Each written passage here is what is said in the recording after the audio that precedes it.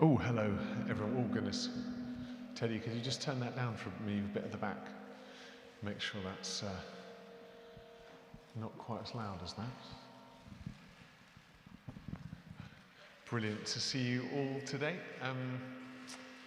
Thanks, Teddy. I'm getting in the hand of these new microphones. Fantastic. Thanks so much for being here today. And if you're joining us online, as many of you are, hello.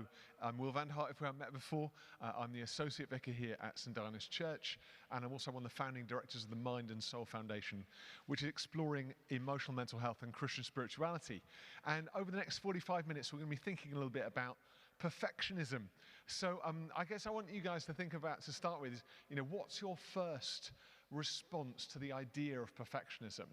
Is it generally positive? Is it generally negative? Or is it a bit ambivalent? So if you're positive, if you could just put a hand right up in the air.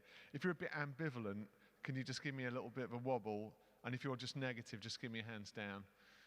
Okay, just quite a mix in the room there of positive, not quite sure, and a few negatives. And I guess what I want to do, what would be a success for me over the next 45 minutes, is to help change your mind around perfectionism, to start thinking, actually, what if this tool that I feel like I've been using for the last 20, 30 years or 10 minutes has actually been disabling me, not enabling me? And is there another way of achieving excellence other than perfectionism? So I want to kind of help you think along those lines. You will probably be aware that I've done a couple of previous sessions, one on false guilt and the other one on worry. And this is what we call the cycle of dysfunction.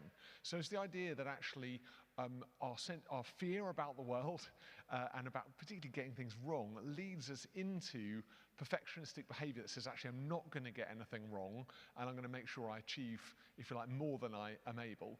And then we make a mistake and then flow into the guilt of actually having got something wrong or fail to meet the expectations that we carry. And then we begin to worry again that life is going off course and find ourselves right back at the anxiety start of the circle. So what I tend to find in coaching people through perfectionism is one of the hardest things to do, because people have a genuinely positive idea of perfectionism and can't quite work out why there would be a problem with it anyway. Work with people long enough, they start realizing, okay, this isn't quite what I thought it was, but we want to work with the idea that if we can unhinge any aspect of the cycle of dysfunction, we can begin to break a cycle that can hold us captive. So what is perfectionism? Well, Wikis is a good place to start. Wiki says that perfectionism in psychology is a personality trait characterized by a person striving for flawlessness, setting excessively high performance standards accompanied by overly critical self-evaluations and concerns regarding others' evaluations. Now, if you look at that, as an educationalist and someone involved in kind of achievement and personal betterment, that doesn't sound too bad to me. Look at it, you think, oh yeah, okay, person striving for flawlessness. Surely that's a pretty reasonable thing to try and do. It's an admirable trait. Or setting really high performance standards. As a Christian leader, I'm thinking, well, the model is kind of Jesus, holiness. That's a pretty high standard right there to set your standard by. And then this sense of being overly critical in English culture, that's seen as socially appropriate. So being kind of overly humble. So someone says, oh yeah, I heard you did, oh, it was nothing. Oh, brilliant, oh, no, it was nothing. Oh, fantastic grade, oh no, I didn't really revise. You sort of talk, OBE, oh no, well, it was just luck. You tend to sort of, talk these things out and say, actually, we need to kind of be super humble, and then being very self-critical is actually kind of socially enabling. I just want you to buzz for a couple of minutes with the person next to you, or in a group of three, just for a couple of minutes. Just ask yourself the ways in which you see perfectionism kind of celebrated within maybe your own life or within the culture in which you live, and ask yourself whether it's culturally seen as adaptive. Remember, adaptive is the word we offer for something that's positive or supportive, or maladaptive. That means that's something disabling or discouraged. So just a couple of minutes with the person next to you. Where do you see perfection work out? Is it well regarded, or is it poorly regarded in the world in which you live? Have a couple of moments with people around you.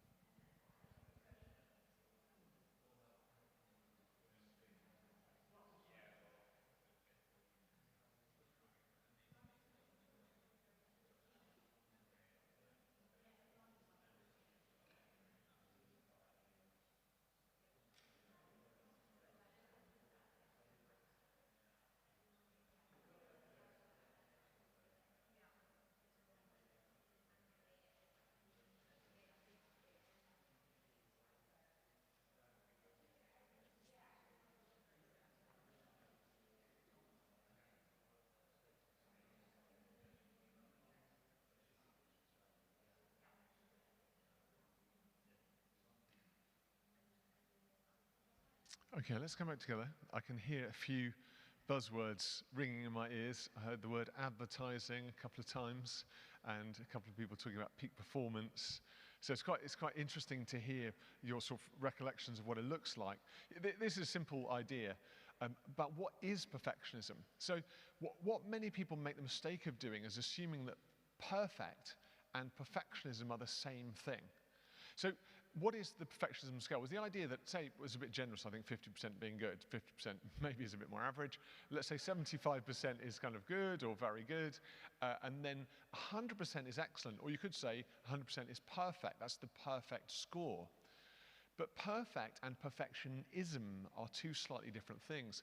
Perfectionism, or the perfectionist on this scale, goes well beyond the achievement, right off into the distance. In fact, that line could just carry on into infinity, because to the perfectionist, there's never a point at which you've achieved enough. So perfectionism is a little script that runs in your head that says, actually, this isn't kind of good enough. And it's really interesting, someone's working with perfectionists, because even when they score a perfect score, there's still a way of qualifying their achievements negatively. So someone might, for example, score 100% on a maths exam and then say something like, oh, actually, it felt a bit too hard. I think, you know, I labored too much. Or, you know, I didn't really feel like I could show my true potential. Or my working wasn't really, you know, very succinct. Or a couple of sums nearly caught me out, as if that discounts the quality of the achievement. And if you take it into sort of maybe a more adult setting, this is where there are very few settings in life where you can achieve, you know, a 100% score. But in life, it's much easier to sell a perfectionistic narrative successfully. So, as I said earlier, you know, some people would say, oh, you've done brilliantly, or that was fantastic worship this morning, Kat. But then in Kat's head, maybe it's like, oh, that wasn't quite good enough, or that was off key, or I don't like that strum, that moment on the guitar. And so a whole narrative comes down to discredit the achievement. So perfectionism isn't just about what we express out there. In fact, 90% of perfectionism is what we're expressing in here. So perfectionism isn't about other people saying, oh, wow, you're really perfectionistic because you're offering a lot of attention to your activity. Perfectionism is the inability to acknowledge the reality of our achievements and to celebrate them to any degree. Now, we're going to drill into this a little bit more, but I want you just for a minute to just clarify in your head, okay, so perfectionism isn't this golden energy that's helping me do better. Perfectionism is actually a mentality that's undervaluing the achievement I'm really bringing. Remember what I said about cultural value? It's been really interesting for me traveling a bit, you know, globally, obviously before pandemic, and spending some time coaching into different cultures. And it's really fascinating for me to coach into cultures where there is I did really well. And you're going, okay, great. I am very, very good at public speaking. Oh, good. Thank you for sharing. You know, they're sort of like, and you're like going, oh my goodness, this is remarkable. But actually, it's actually potentially really healthy. But culturally, it doesn't sit comfortably with us, particularly us sort of traditional Brits. So think about it in your cultural frame for a minute and say, okay, there's something going on there that I have to address outside of myself. But really, what's the narrative in my head? Now, am I a perfectionist? So you may be highly conscious or hypercritical of mistakes, aim to be the best at everything you do, try and spend an unreasonable amount of time trying to perfect something, set absolute ideals, maybe the harshest critic of yourself, ruminating over why things didn't turn out as planned, that's the sort of inability to switch off, being defensive towards criticism, fearing failure, only have the end goal in mind, have an all or nothing approach. The perfectionists tend to be very binary. They're like, it either was brilliant or it's terrible, but there's nothing in between. And then anxious in any situation when you might give others the perception that you're not perfect. So there's a sort of social aspect to perfectionism. And what I want to suggest to you today is that if we retain the faulty belief that perfectionism is virtuous or helpful or adaptive, We become suffocated by its accusations and demands for the rest of our lives. Perfectionism doesn't go away. It's not something that kind of falls off the radar. I remember working with a doctor who was in her sort of mid to late 60s and had quite a significant breakdown following the death of her mother. And we were trying to work out what it was that had kept, what it was that led her to this place of emotional distress at this time in her life. And it was clearly associated with her mother, but we're trying to work out why. She's the sort of person, if you went to her sort of toilet in her house, there was sort of, billboards of like achievements in medical excellence. My sister's a bit like that. There's so many different qualifications you can get in medicine. A bit like the law, it's like every bit of parchment and a stamp is kind of all loaded all on your toilet, which is classically British because it's like it's in the bog as a sort of a sign of how we're being self-effacing. At the same time, it's in the one place where you might actually read the material that's on the walls. So it's a kind of really brilliantly covert way of both telling everyone who you are and what you've achieved, but also doing it in a very classically English way. But what about this lady had led her to this place? Well, clearly highly perfectionistic in her behavior, but actually seeking relationship with her mother. So when we drill it down, what actually occurred was mother died relatively old, and the daughter had been trying to get her mum for her whole life to say, I love you and you're enough. That's it. A whole lifetime of working, of achieving, of certification, of celebration, and in her head, it's never good enough. And actually, when the opportunity to receive that affirmation and love had finally been absolutely terminated, then the whole emotional breakdown began.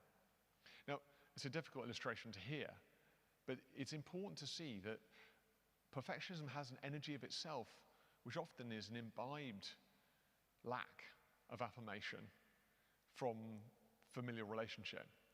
So we're actually hearing in our heads that we aren't loved enough, or we aren't enough, and therefore we need to achieve for love. One of the biggest downfalls in our society today is the belief that that I can find security through success, when actually I can only really find success through security. And we have to invert the model. Many of the sort of business leaders that I've coached over the years have the most successful ones on one level in material terms have driven for security, have driven for security by achieving success, but equally the most impoverished emotionally with that same group. So it's kind of a recalibration of what success really looks like to you. Annie Wilson-Schaaf, who is a famous feminist writer, says that perfectionism is self-abuse of the highest order, which I always read that and I'm like, really? It always has sort of something about it. It feels like some Twitter clickbait, but there's something very arresting about this idea that it's self-orientated, that it has this incredible damage associated to it that says, you're not enough. And if you ever get above your station in your own head and start saying, actually, I did quite well there, there's a kind of internal psychological slap down that says, no, you've read this wrong. That is not enough. It's not good enough. I'd love you just to have a couple of moments just buzzing with the person next to you. This might feel a bit more personal, maybe you don't feel so comfortable to say this, but in what way can you relate to the diminishment of achievement in your own head as a sign of perfectionism? So try and think, you might think of a benign or a more active illustration of a time when you did achieve, this is going to be hard for us to note, but then felt that actually in your head you ran yourself down, a bit like a kind of cricketer on the wicket, and there's a bowler right next to you kind of whispering in your ear, that was a terrible shot, that was a lucky shot, you're rubbish. So just have a chat with the person next to you. How do you relate to this idea of the sort of self-attack of perfectionism?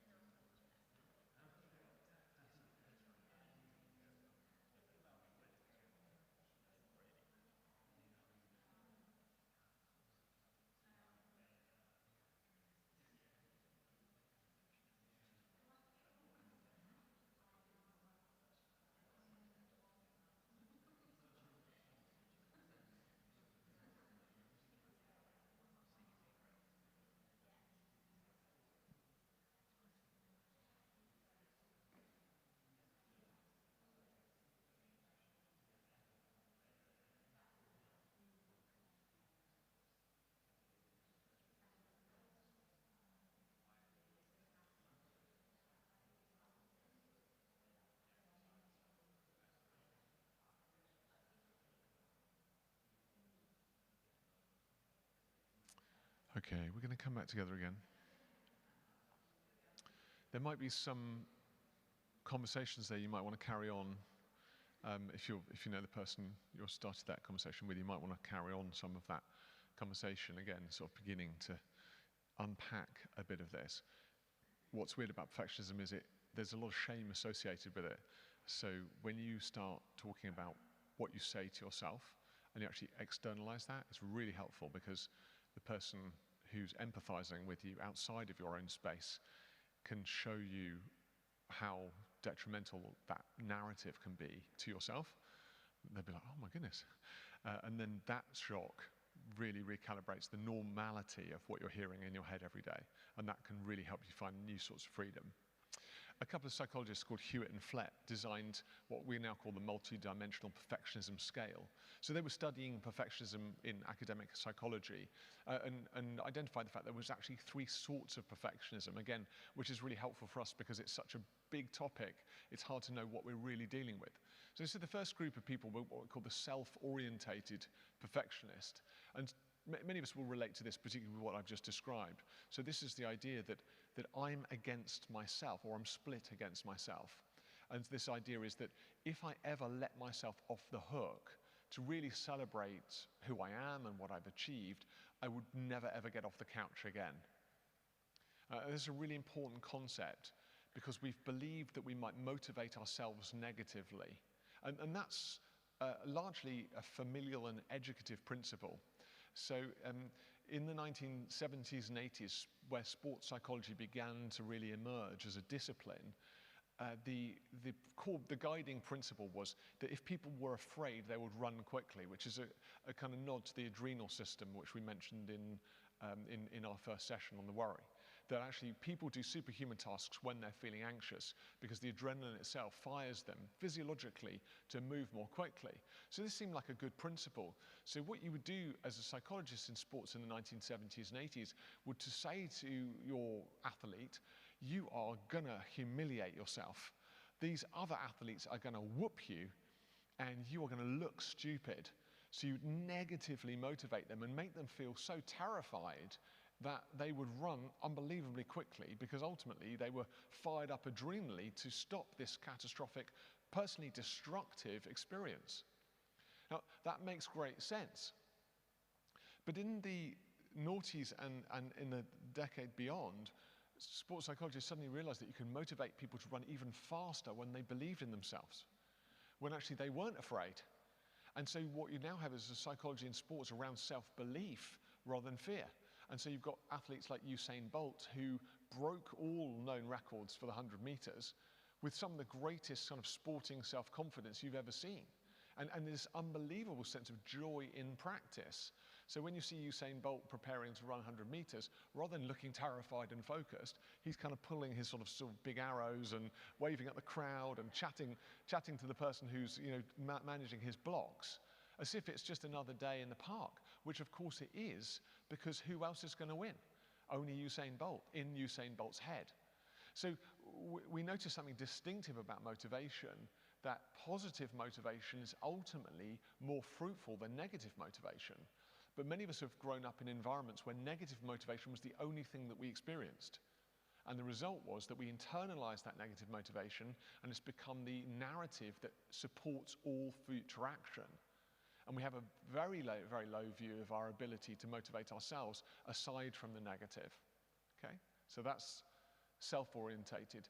Other-orientated perfectionism is when we're so ashamed of ourselves and we feel so diminished in our ability to act well that we then point to other people's low performance in order to make our own performance look better.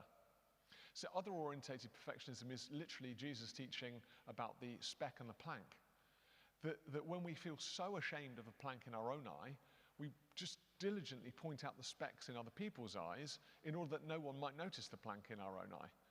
So in terms of perfectionism, if you like, the other-oriented perfectionist is even more afraid of the revelation of their perceived inabilities. And the other-orientated perfectionist often becomes a manager, ironically. So sometimes I work with people in business who feel bullied by a manager or heavily criticized by a manager. And they very much read that as a personal attack on them, but it's very little to do with them, largely, especially when there's sort of no material challenge. Has everything to do with the manager desperately trying to avoid looking less than in the working environment. What better way to look more than, other than pointing out directly the flaws in those people who you happen to be managing? And then we've got the socially orientated perfectionist, who really is picking up clues here from society that they don't match up. This is what advertising, we mentioned advertising earlier on, this is why advertising works, because it steals your dignity and then it sells it back to you for the price of the product. So when you look at the billboard, and if you're a guy, you see the really rugged, handsome guy, with a six-pack getting into the Peugeot 106, and you don't really like the car, but you think, oh, that amazing-looking guy is getting into that car. I could be like that amazing-looking guy if I got that car. I could recreate the dream and become more than. But at the moment, comparatively, I feel less than. Louie mentioned in her talk this morning about kind of Google saying, effectively knowledge gets you more.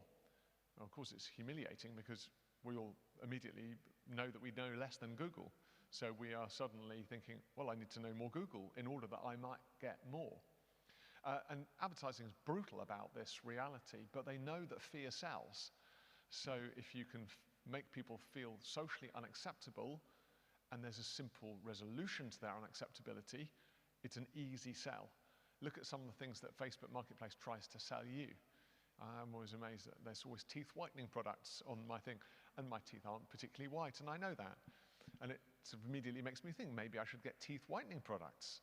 Then I could have a shiny smile when I'm talking, and it would be great. You're all looking at my teeth now, which is making me really self-conscious.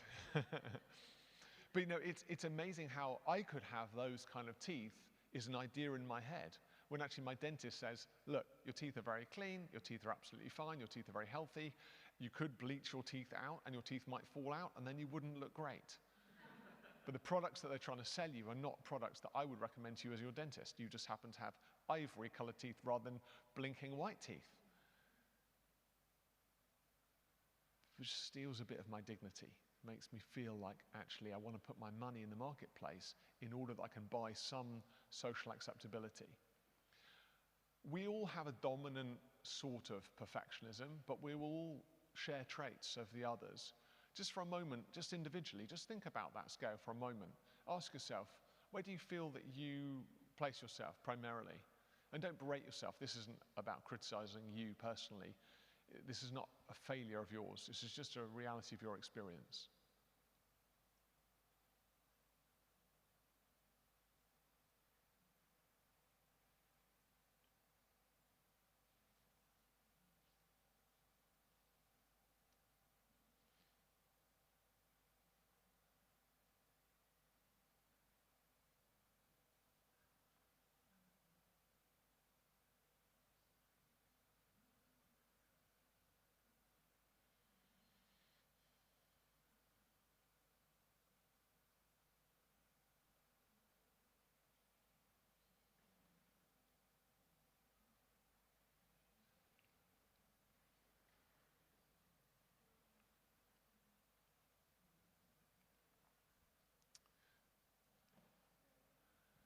Okay, keep in mind what you've learned about yourself, and then hopefully this again will inform our application. Forbes, who I trust much more than Wiki, says that perfectionism is problematic because it can lead to obsessiveness, inefficiency, and a multitude of serious mental health issues that affect attendance, performance, and morale. You'll often see a perfectionist procrastinate because he or she is afraid of failing before he or she starts. Alternatively, he or she may position himself as a martyr, the only one who thinks works enough about getting things right. Now, it's really interesting looking at this in the light of what I suggested to you initially, which is perfectionism good, bad, or benign? Forbes would say that perfectionism, the type that we've described in terms of the actual narrative within our head, has real-time, real-life negative outworkings. And this is why it's so important to become informed about the topic on a level to bring a revelation to what we actually mean when we say perfectionism. Because here what we're actually saying is this is a problematic disposition, which can damage your work in teams and also have a strong implication for your own mental and emotional health. And one of the great paradoxes about perfectionism is that it's very rarely the trait held by the most successful people.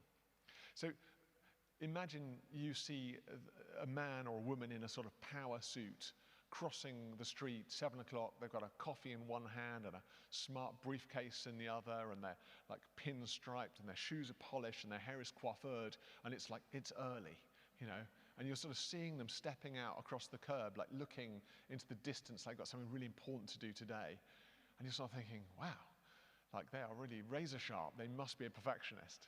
So, you know, you immediately think that pastiche of what a person is perfectionism, but that isn't perfectionism. That's problem-solving pragmatism. The real perfectionist is still at home in their pajamas, on the sofa, watching daytime TV, too afraid to put their work clothes on, unless they might fail. So just invert for a minute what you thought perfectionism looks like, because according to Forbes, procrastination is a key value within perfectionism. Now, if you look at FTSE 100 leaders, they nearly all are what we call problem-solving pragmatists. So they have 9 or 10 different irons in the fire, quite happy to sacrifice 7 or 8 of those for the sake of the one that works. People like Alan Sugar, for example, who started multiple businesses, have actually gone bust multiple times, or businesses that they've owned have gone bust multiple times. Ultimately reaping great rewards through the pragmatism, saying, look, I'm going to race 10 horses, and if one wins, fantastic. But the perfectionist chooses just one iron and waits for that to work, or wills it to work, and if it doesn't work, they feel deep shame and withdraw from the fire altogether. Then they might instill another iron and then try again, and then the same results lead them to feel more tentative. So this isn't about being a winner. Actually, perfectionism isn't what you think it is. That's pragmatism. The pragmatism that says, I'm going to put myself out there and I've got a vision to achieve, and I'm going to go for it, whatever anyone thinks. That says, ultimately, I don't know what might happen. I've got the pragmatism to allow my best foot forward, whereas the perfectionism says you've got to be sure before you even start. So ultimately, the idea of perfectionism itself is imperfect, because it's not really representing what we believe it should be aspiring towards. Here are 3 components: the sociological and cultural, then the cognitive disposition, what we call thinking style, and I'd also add in here as a Christian leader, something about the spiritual and theological distortion of what it looks like to be a perfectionist. If we think about those 3 in step, just as we move on, what we call guilt induction parenting is often the kind of primary driver behind us developing perfectionism as adults, or one of the primary drivers. So imagine little Johnny is playing pots and pans. Mummy's feeling a bit depressed and is lying on the sofa, and she says, Johnny, you're making Mummy ill, be quiet. Now Johnny, it's a benign statement on one level, but Johnny hears Johnny's activity leads to someone else's illness, so Johnny stops playing the pots and pans. So what he does is he develops an overbearing sense of his power, if you like, in the world around him, the significance of what he does as an implication to other people's experience. Now, if you ramp that forward 30 years, little Johnny is now wondering about whether he should do X or should do Y or should do Z, but he has a magnified sense of significance behind his activity. He overbelieves that what he does could have negative implications on people around him, particularly if it's something that doesn't work. It makes no sense in adult terms, but Johnny's still thinking he could make Mummy ill by playing pots and pans. So in our own way, we can think, oh, I mustn't try and do this lest I get it wrong and someone get hurt. Sometimes that someone is me, but sometimes that someone is someone else. So guilt induction parenting, is never intended, but it can lead us to believe that our actions are more important for other people's well-being than they really are. So we are less pragmatic than we might be. Socially, you've got this paradox in social terms. I don't read Glamour magazine, but this is an article from it. It says expectations for physical perfection are at an all-time high. Oddly, as women, and now increasingly men, have gotten more culturally liberated, we've also gotten crazier about our bodies. Americans, mostly women, have spent more than $13 billion on plastic surgery in 2007. I like to think that's that was a pinnacle of the industry. It's slightly changing now, but it's still significant. 10 million US girls a year have eating disorders. So just to have an idea about the idea of perfectionism in society at large, here is an industry which, again, offers you dignity and security through augmentation of your body. And this is an article that was in, I think, the same magazine about Cheryl Cole, who's a famous sort of superstar you might know. But what's really interesting about this article is 6 steps to sunny. I think Cheryl Cole is a very beautiful woman already, but this magazine offers a way of improving her own face by dissecting her face into her hair, which is hers, obviously, her forehead, which could be Kylie Minogue's, her eyes, again, fortunately, they're hers, her cheekbones belong to Kate Moss, her lips to Angelina Jolie, and her tan to Katie Price. Now, this is the sort of social driver for a lot of what young people are experiencing in our world today. Just think about the perversity of that article for a minute, because I know you're not shocked because this is our bread and butter in our society, but just look at what they've done. Imagine having your face in a magazine, but then having alternate options from other women that might make you look more beautiful. I know you're shaking your heads now, but you're only shaking your heads because I pointed out something which we all accept as normative in our society. And then we wonder why perfectionism has a powerful place in the world that we live in. Theologically, there is also distortions, as I mentioned, and just briefly, because we haven't got much time left. But sometimes Christians can become very, very perfectionistic. They think God is a bit like the guilt induction parent who is telling them, well, if you get this wrong, everyone is going to suffer. Okay. And therefore, the sort of implication is, be perfect, therefore, as your heavenly Father is perfect, which is a classic misinterpretation of a phrase. So it looks like the Bible is sort of exonerating perfectionism. In fact, perfectionism is something that you should aim for. But if we look at the word teleoi in Matthew 5:48, the reality is it's not a phrase around perfection at all. It's a phrase around completeness. The Weymouth New Testament says, you have to be complete in goodness as your heavenly Father is complete. Now, it would be ironic if at the end of the Sermon on the Mount, Jesus said, blessed are the poor, blessed are the prisoners, blessed are the sinners, effectively, who've really messed up in life. And now I'm going to teach you the Lord's Prayer. And oh, by the way, you can only get in if you're perfect. It would be a terrible job, wouldn't it? You're sold the whole Sermon on the Mount. Everyone is welcome, the most grace-filled piece of teaching the world's ever received. And then suddenly at the end, oh, and by the way, you have to be perfect. The nature of completeness here is that you might be hidden in Christ, who is hidden in God. And that completion comes not because of your completion, not because of your perfection, but because of the perfection that God sees in Christ, of whom you've become a part as you've received him as your personal Lord and Savior. Now that's great theology, and that's also great psychology. It denotes the fact that we are in ourselves not complete, but we find completeness in God. And so as Christians, we're not called, if you're a Christian here in the room, you're not called to, if you like, strive for perfection. Holiness isn't actually the same as perfection. Striving for holiness is not actually being personally driving for perfection. Holiness is about allowing your character to be transformed by the holy person of Jesus Christ as you find yourself hid in him, and then your behaviors begin to demonstrate more of the behaviors of holiness because of the depth of your relationship and unity with Christ. But your love and your grace and your security are already a given. In the Christian faith, you don't work towards being accepted by God, you work away from being accepted by God. It's only when you're accepted and loved that you begin to be able to outwork what it looks like to be complete in Christ. That's grace, which is a gift, again, counter to the realities of perfectionism. Hebrews 7:11 says, if perfection could have been attained through the Levitical priesthood, that's trying, why was there still a need for another priest to come? That's Jesus. So in their own text, the Hebrews, Paul's saying, look, perfectionism doesn't work. It's not helping anyone. If it was achievable through attaining to the law, we would have got there. Instead, we need grace. We need Jesus. And that's what we need in our life of transformation. So, how can we change? Well, we can become more self-aware. and actually say, okay, I realize what I'm doing to myself right now. We can become more comfortable with the discomfort of the pain of acknowledging we don't always feel like we match up. We can reduce stress because stress and perfectionism tend to come together. When we're very stressed, we tend to become more perfectionistic. We can increase our vulnerability and authenticity and share as we have done earlier on in our session today. And we could begin a new sort of compassionate self-talk and prayer, which is a bit more realistic. When I was writing the Perfectionism book, I was studying a group, a cargo cult in Micronesia, which I found fascinating.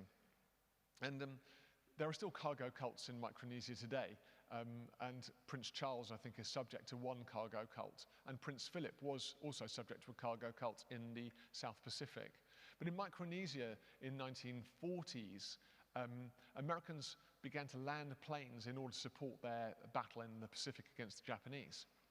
And so in what is now Papua New Guinea, they cleared areas and laid the foundations for some runways. And the resident Papuans, who were Micronesians, were looking on in amazement because they'd never seen anything like this before. These huge gods arrived in the sky, landed and then opened their bellies and discounted all these gifts, guns and alcohol and food and fire and all sorts of things that they had to work very hard for in their world. And so the gods came in, and then these men would trade goods with them and for access to their land, and they thought they were blessed. And what they noticed was that every time a plane came in, there was a soldier who would march around, raise a flag, and perform a salute. And they observed this behavior for 3 or 4 years before the war in the Pacific ended, and then the Americans left. And the Micronesians believed that their gods had abandoned them. Rather than allowing that to take place, what they did was they determined to keep the runways clear. And actually they even made their own aeroplanes out of vines and bark, which were quite remarkably similar to the planes that landed, although these ones couldn't fly. Then they sewed their own uniforms and began their own ceremonies of raising a flag. And Lincoln became one of their gods, obviously linked to Abraham Lincoln. And Eisenhower also became one of their gods, obviously Abraham Eisenhower. And they raised the flag, and then missionary planes started landing to follow on the kind of good work, if you like, that they perceived that the gods previously had done. Now, coincidentally, if they happened to raise their flag when a missionary plane landed, did it land because their flag was raised, or just because the missionary plane happened to be coming to land on that particular day? Of course, the plane was always going to land. The American planes were always going to land. It was just that what you did was you raised your flag and you marched around the flagpole. Now, perfectionism in our lives is just like a cargo cult. We believe that the god of achievement is only going to land if we've put on the uniform of perfectionism. So we believe that we need perfectionism to make the god of excellence land on our runway, but it was always going to land. It's just that we've believed that we have to berate ourselves in this way, that we have to, if you like, try harder. We have to diminish our achievements. We have to have this very negative, challenging self-talk. Otherwise, nothing is going to happen. People have literally come up to me after talks around perfectionism and said, look, if I stop being a perfectionist, I'm just not going to do anything ever again. I'm like, have you actually tried? No, but I can't risk it. If I start saying you did well, I will just let myself off the hook and my standards are going to slip. If I stop berating myself, I'll just become really arrogant and proud. They're just some of the statements I've heard around perfectionism. But I want to reassure you that those planes were always going to land. Making your own uniform and raising your own flag do not determine excellence is going to land in your life. In fact, I would say that if you're more concentrated on the plane and less concentrated on the uniform and the flag, maybe the plane will land better. The reality is that people achieve excellence without perfectionism. That it's not adding anything to your life, it's just distracting you from your life. Most importantly today, perfectionism is stealing your opportunity to really celebrate. And when I coach people, they often think that achievement is everything. And I think achievement is important, and I think excellence is really significant. But excellence and achievement without celebration are meaningless. I believe we've been created to celebrate, and so much of Jesus' teaching is around not just celebrating holiness and godliness, but also celebrating together. Jesus notably spends most of his ministry eating and drinking with people from different persuasions of society. And Jesus was very happy to eat and drink with people who had no social recognition, prostitutes, tax collectors and sinners, as well as people who had high social recognition, Pharisees and Sadducees. Jesus was just happy celebrating with people on their journey of life. And perfectionism says you can't stop and celebrate or be celebrated. And actually, I believe that litmus test of celebration is the best indicator of whether or not we're struggling with perfectionism or not. When were you last celebrated? When did you last celebrate yourself? And say, I did that well. I look back to God himself, because that's where my model really should lie. And when I look into the creation story of Genesis 1, I just see an absence of perfectionism, and I see a heart of celebration. That God created the earth and sky. He said, that's good. And he created the animals and creatures in the sea and birds of the air. He said, that's good. And then he created man and he said, that's very good. He celebrated each step of achievement. And he's called us to celebrate each step of achievement too. It wasn't that there was loads of people saying, well done, God, you've done a really good job. It was God himself who was saying, that is good. That is very good. That is very, very, very good. And when God looks at Jesus, he says, this is my son whom I love, with whom I'm well pleased. Before Jesus has done any ministry at all, before Jesus had raised the dead or healed the sick or cast out demons or preached a word, he said, I'm so pleased with you. Out of security comes success. And success doesn't just look like the achievements of your life. It looks at the rich fabric of your celebration of the achievements within you and within others. That's what community celebration really looks like, and that's why it's a gift. We've run out of time, but I wonder whether you think perfectionism is good. I think you all know what the answer is. I hope that you've all, during this last 45 minutes, just recalibrated or maybe redefined perfectionism in your life and said, actually, it wasn't quite what I thought it was. I don't need it. I want excellence, but I don't need perfectionism to achieve. And I want to really encourage you all to continue this journey, which really is about self-identification. It's about looking at your reaction and response to things.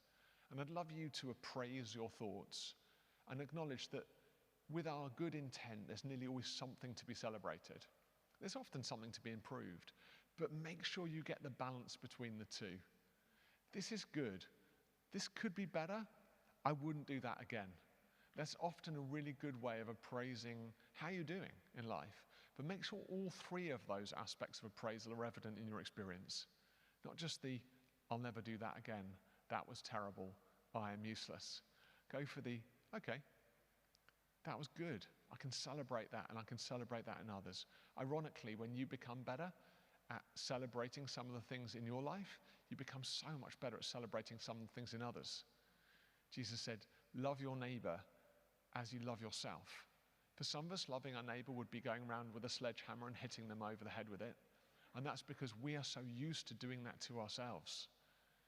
But when we know how to love ourselves, we also know how to love our neighbor and what we might say to celebrate whatever's going on in their life.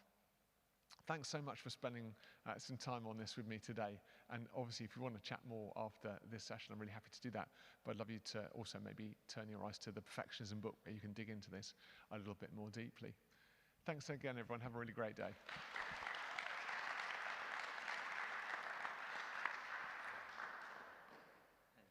Can I just jump in? Will, thank you. We celebrate Will. We really do.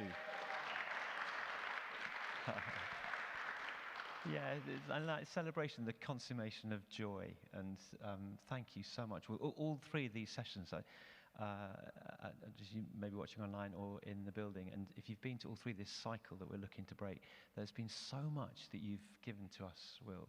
can't see you. So much over these last sessions. And we're in a sort of, those of us here, and if you're watching, we're onto something here. Not many people outside yet know what we have to offer through Will's ministry, but kind of all of us as we house it here.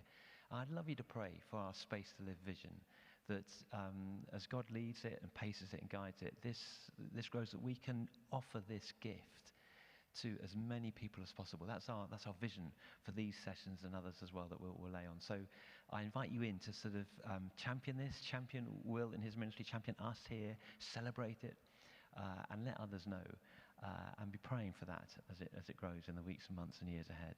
But Will, thank you so much, and thanks so much for being with us today.